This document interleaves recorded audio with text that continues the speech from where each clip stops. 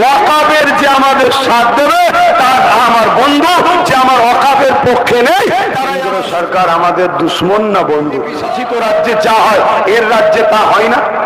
বলুন, বিজেপি রাজ্যে মসজিদ ভাঙা হচ্ছে, এই রাজ্যে কলকাতায় মসজিদ বন্ধ হয়ে আছে। বিজেপি রাজ্যে মাদ্রাসায় ভাঙা হচ্ছে, এই রাজ্যের মাদ্রাসা বন্ধু। সরকার আমাদের দুশ্মন না বন্ধু। আসসালামু আলাইকুম ওয়া রাহমাতুল্লাহি ওয়া বারাকাতুহু। প্রিয় দর্শকবৃন্দু, আজকের এই গুরুত্বপূর্ণ ভিডিওতে আপনারা শুনতে যাচ্ছেন মির্জাদা আব্বাস সিদ্দিকী ভাইজানের একটি বাস্তববাদী ও স্পষ্ট ভাষণের অংশ। বর্তমানে ভারতের কেন্দ্রীয় সরকার ওয়াকফ অ্যাক্ট নিয়ে যে নতুন সিদ্ধান্ত নিয়েছে তা নিয়ে মুসলিম সমাজের মধ্যে ছড়িয়ে পড়েছে গভীর উৎকণ্ঠা। এই ভিডিওতে ভাইজান আলোচনা করেছেন ওয়াকফ সম্পত্তি আসলে কি, এটা কাদের অধিকার এবং নতুন আইনের মাধ্যমে আমাদের ধর্মীয় সম্পদের উপর কি প্রভাব পড়বে। ভিডিওটি মনোযোগ দিয়ে দেখুন, কারণ এটা শুধু একটি বক্তব্য না, বরং আমাদের চেতনাবোধের আওয়াজ। এই কালা কানুনকে বাতিল করাতে চান? আরো একবার হাত তুলে দেখাবে। বিরক্ত করছি আপনাদের। আপনারা জলসা করি, নলেজ সিটি দেখি, সংগঠন দেখি, কত কি সামলায়, আবার আপনাদের কাছে এর মাঝে মাঝে প্রোগ্রামও করছে। কথা বুঝে আসছে? কি সমস্যা আমার? না, আপনাদেরকে ভালোবাসি, চেষ্টা করছি বুঝাবার। 3 নম্বর অপশন, এই বিলকে রুখার আর একটা লাইন আছে। কি লাইন? যে ক্ষমতাতে কেন্দ্র সরকার এই আইন তৈরি করেছে, এই ক্ষমতাটার নাম কি? বলুন বলুন। রাজ পাওয়ার। তাহলে আমাদেরকেও লোহা দিয়ে যেমন লোহা কাটতে হয়, এই বিলকে বাতিল করানোর জন্য আমাদেরকেও রাজ পাওয়ার দখল করতে হবে। আজ থেকে এখান থেকে শপথ নিয়ে আওয়াজ তুলুন, লাল চিনি না, ব্লু চিনি না, কালো চিনি না, নীল চিনি না, সাদা চিনি না।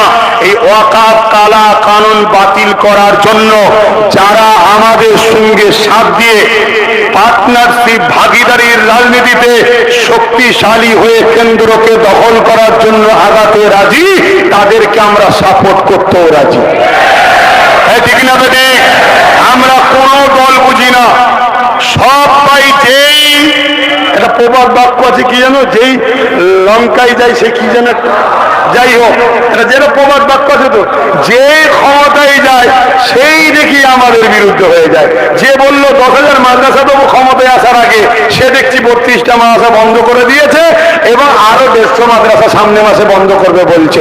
যেই দেখি ক্ষমতায় আসে সেই দেখি আমাদের বিরুদ্ধে চলে যায়। আজকে বড় দুঃখের সাথে তাই এই কথা আমার জাতিকে জাগাবার জন্য বলছি। আল্লাহ আমাদেরকে একটা পাওয়ার দিয়েছে, আমরা হলাম নুন। শুনতে হয়তো খুব খারাপ লাগতে পারে, কিন্তু নুন একটা খতরনাক জিনিস, বেশি নিলেও বিপদ, না নিলেও বিপদ। নুন এমন একটা জিনিস, বেশি নিলেও বিপদ আর না নিলেও বিপদ। আমাদেরকে যদি কেউ লুটতে চাই তাও বিপদ, আর আমরা ছাড়া সরকারও হবে না, এটাও বিপদ। এটা যখন আল্লাহ আমাদেরকে বানিয়েছে, আমরা লাল ব্লু নীল সবুজ সাদা কোন দল কালার বুঝি না, একটাই জিনিস বুঝি, ওয়াকফের যে আমাদের সাথ দেবে তার আমার বন্ধু, যে আমার ওয়াকফের পক্ষে নেই তারাই আমার শত্রু। শুধু মুখে সাথ দিলে হবে না, আসো আমরা ভাগিদারিতে আসি, ভাগিদারিতে আসি। এই ভাগিদারিতে আমরা এক জায়গায় হয়ে এখন থেকে টার্গেট নেব, আমরা কেন্দ্র দখল করব পুরো দেশ জুড়ে। বাংলা থেকে শুরু হবে, আগামী দিন যেমন ওরা ক্ষমতায় এসে জোর করে কালা কানুন করেছে, আমরাও গিয়ে এই আইনকে বাতিল করব। পাশাপাশি ওই জায়গার উপরে যে যা প্রকল্প তৈরি করে রাখবে সব প্রকল্প ওয়াকফের হয়ে যাবে। এই ঘোষণা করে দিলে আদানি আম্বানি আর জায়গা কিনবে? এই লিস্ট না, ওখানে কোটি টাকা খরচ করবি, সব দখল হয়ে যাবে। এই আওয়াজটা তোলা দরকার আছে না নাই? আমার ছোট মতো মানুষ, ছোট মতো মানুষ, আপনারা আমার কথাই বিশ্বাস করতে পারছেন? আমি শেষ যখন মানুষকে পেয়েছি একটা দায়িত্ব আছে ইমানি, শেষ একটা কথা বলে যাব। কেন্দ্র সরকার আমাদের দুশ্মন না বন্ধু? আর রাজ্য সরকার আমাদের দুশ্মন না বন্ধু? কেউ দুশ্মন। পার্থক্যটা কি? পার্থক্যটা কি? ও হলো প্রকাশ্য দুশ্মন, এ হলো বন্ধু সেজে দুশ্মন। আচ্ছা, ও প্রকাশ্য দুশ্মনী, এই কথাগুলো শুনবেন মন দিয়ে। হতে পারে আপনি ভুলের উপরে আছেন, চেঞ্জ হয়ে যাবে। মন দিয়ে শুনুন, ব্রেন খুলবে। ও প্রকাশ্য দুশ্মনী করে কেন? ও প্রকাশ্য দুশ্মনী করে এই জন্যে, কিছু উগ্র মাইন্ডের হিন্দুত্ববাদী আছে যারা মুসলমানদের ঘরে সর্বসময় ঘৃণা করে, তাদের ব্রেনকে ওয়াশ করা হয়েছে, তারা আমাদেরকে মিটাতে চায়। ও দেখছে যদি আমি প্রকাশ্য দুশ্মনী করি, এই হিন্দুত্ববাদী ভোটটাকে আমি পুরো পাবো, তাহলে আমি মুসলমানদেরকে মারি, মুসলমানদেরকে কাটি, মুসলমানদের মসজিদ মাদ্রাসার প্রকাশ্য ভাঙচুর করি, তাহলে এই ভোটটা আমাকে পাবো। আর এ বন্ধু সেজে করে কেন? এ দেখছে এখানে যদি আমি প্রকাশ্য করি, তাহলে যে 40% মুসলমান আছে ওরা আমাকে ছেড়ে দিয়ে অন্য জায়গায় চলে গেলে, তাহলে বিজেপিরও লস, আমারও লস, নাগপুরের লস। অতএব আমি ঘুমটা দিয়ে এখানে আস্তে আস্তে মাদ্রাসা শেষ করব। ফুরফুরা মাদ্রাসায় 14টা শিক্ষক নেই, সীতাপুরে 11টা নেই। কথা বুঝে আসছে? এইভাবে টোটাল 10,000 শিক্ষা প্রতিষ্ঠান খালি পদ, তাহলে 10,000 ছেলে চাকরি পেত। আস্তে আস্তে আস্তে আস্তে, কেন? এদের সামনে মিষ্টি মুখ দেখাবো, এরা আমার সাপোর্ট করবে। আর বিজেপির ভয় দেখাবো, যখনই ভোটের সময় আসবে আমি বাইরের রাজ্য থেকে হুম্বুড়ির মা ছেলে ধরা মাল নিয়ে আসবো, তারা হেলিকপ্টারে করে এসে বলবে মুসলমানদের কেটে ফেলবো, গোস খেতে দেবো না, এই করবো, বাংলাদেশে তাড়িয়ে দেবো, পাকিস্তানে তাড়িয়ে দেবো। আর সব ভয়েতে আমার কোলে উঠবে, আর আমি আস্তে আস্তে বিজেপিকে চাষ করবো বা নাগপুরকে চাষ করবো। শুনছেন? একটা দিন এমন হবে তখন এরা শক্তিশালী হয়ে যাবে, চাষ আমার বড় গাছ হয়ে যাবে, তখন অরিজিনাল গাছ শেষ। আম গাছে দেখবেন এক ধরনের গাছ জোয়া যায়, ওই গাছ আস্তে আস্তে এত বড় হয়, গাছের ফলনও শেষ হয়ে যায়, অরিজিনাল আম গাছটাই মরে যায়। দেখেছেন তো নাকি? তাহলে এ গোপন করার কারণটা কি? শুধুমাত্র আমাদেরকে বোকা বানিয়ে এর কোলে রাখার জন্য। কথা মাথায় ঢুকছে? না হয় বলুন, বিজেপি শাসিত রাজ্যে যা হয় এর রাজ্যে তা হয় না? বলুন, বিজেপি রাজ্যে মসজিদ ভাঙা হচ্ছে, এই রাজ্যে কলকাতায় মসজিদ বন্ধ হয়ে আছে। বিজেপি রাজ্যে মাদ্রাসায় ভাঙা হচ্ছে, এই রাজ্যের মাদ্রাসা বন্ধ হয়ে গেছে। বিজেপি রাজ্যে কি হয়নি? মুসলমানদেরকে পিটিয়ে মারা হচ্ছে, এই রাজ্যে মারা হচ্ছে। বিজেপি রাজ্যে থানার মধ্যে পুলিশ দিয়ে মুসলমানকে মারা হচ্ছে। আমার রাজ্যের বারাইপুরে 2011-তে 4টে মুসলমানকে একদিনে মেরে দেওয়া হলো। এই রাজ্যে কি হয়নি বলুন? সবচেয়ে বড় কথা আপনাদেরকে বলি, যেটা বিজেপি পারেনি সেটা এই রাজ্য সরকার করেছে। কি? বিজেপি আমাদেরকে জানে রুজি রুটিতে মেরে দিচ্ছে, এই রাজ্য সরকার আমাদেরকে কাফের বানাচ্ছে। তার সাক্ষ্য যেটা প্রমাণ বলছি, এতে কার কষ্ট লাগবে আমার দেখার দরকার নেই। আমার ধর্মে কুরবানি, কুরবানির গোশত আমার কাছে পাক পবিত্র। হিন্দু ভাইয়ের কাছে তার ধর্ম, তার পোশাক তার কাছে পাক পবিত্র, ঠিক না বেটি? আমি আমার পবিত্র জিনিস তাকে চাপিয়ে দিতে পারি না, সে তারটা আমায় চাপিয়ে দিতে পারে না। সংবিধান বলছে শাসক কখনো কোনো ধর্মের পক্ষে যেতে পারে না, ধর্মকে প্রমাণ করতে পারে না।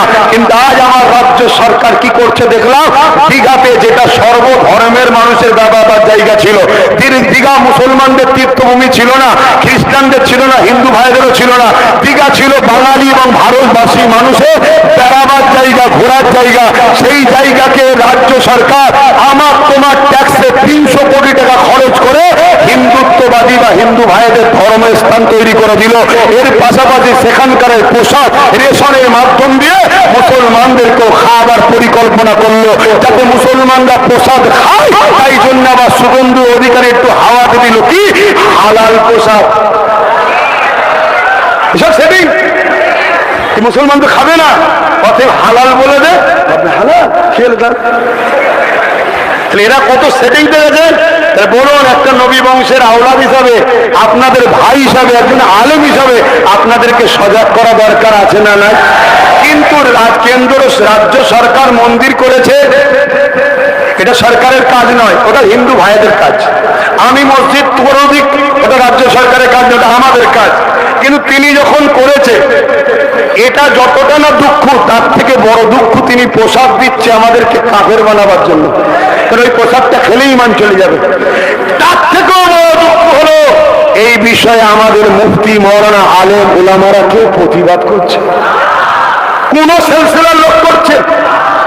এত তো জামাত ফেরকা দল মুসলমানদের মধ্যে, বাবারে, বড় বড় আমির, বড় বড় পীর, বড় বড় মুফতি, বড় বড় শাইখুল হাদিস, একটা কেউ প্রতিবাদ করছে? হে আমার জাতি, তোমরা কত অসহায় এবারে ভেবে দেখো। তোমরা কতটা একা হয়ে গেছো এবার ভেবে দেখো, যে তোমাদের ঈমান বাঁচাবার জন্য তোমাদের উলামারা তোমাদের পাশে নাই, তোমাদের মুফতিরা তোমাদের পাশে নাই, তোমাদেরকে কাফেরের হাত থেকে বাঁচাবার, একেবারে ঈমান চলে কুফরি থেকে বাঁচাবার জন্য তোমাদের পাশে তোমাদের মুফতি মাওলানা কেউ কথা বলছে না।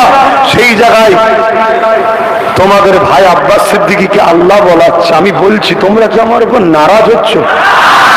তাই অনুরোধ করব, যে পাওয়ার এইরা করছে ওই পাওয়ার আমাদের দরকার, ওই পাওয়ার আমাদের দরকার। আজকে সুফি আব্দুল মোমেন সাহেব হুজুরের মাদ্রাসাকেও বাঁচাতে হবে, তিনার স্মৃতির মাদ্রাসার কথাও আমাদের মাথায় রাখতে হবে। এই বলে আজকের এই ক্ষুদ্র প্রোগ্রাম আমি শেষ করছি। আলহামদুলিল্লাহ, আমরা শুনলাম একটি গুরুত্বপূর্ণ বক্তব্য, যা আমাদের ধর্মীয় ও সামাজিকভাবে সচেতন হওয়ার জন্য অত্যন্ত প্রয়োজন। যদি ভিডিওটি আপনার হৃদয়ে দাগ কাটে, তাহলে লাইক দিন, শেয়ার করুন এবং চ্যানেলটি সাবস্ক্রাইব করতে ভুলবেন না। আর নিচের কমেন্ট জানিয়ে দিন আপনি এই নতুন ওয়াকফ আইনের বিরুদ্ধে কি ভাবছেন। আল্লাহ আমাদের সবাইকে হক কথা বলার তৌফিক দান করুন। আমিন। আসসালামু আলাইকুম ওয়া রাহমাতুল্লাহি ওয়া বারাকাতুহু।